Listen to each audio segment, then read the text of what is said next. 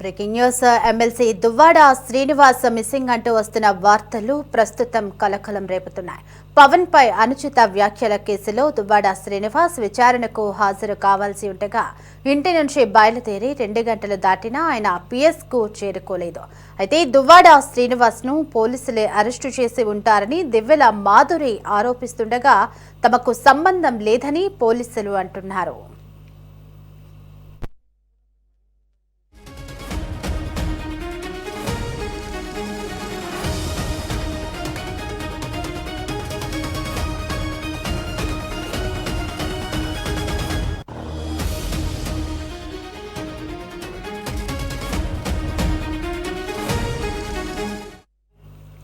విచారణకు వెళ్తున్న సమయంలో మధ్యలో పీఏను కారులో నుండి దించేసి దువ్వాడ శ్రీనివాస్ వెళ్లినట్లుగా తెలుస్తోంది.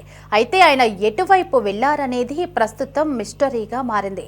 పవన్ కళ్యాణ్ పై అనుచిత వ్యాఖ్యలు చేసిన దువ్వాడ శ్రీనివాస్ ఆ వ్యాఖ్యలపై విచారణ ఎదుర్కొంటున్నారు.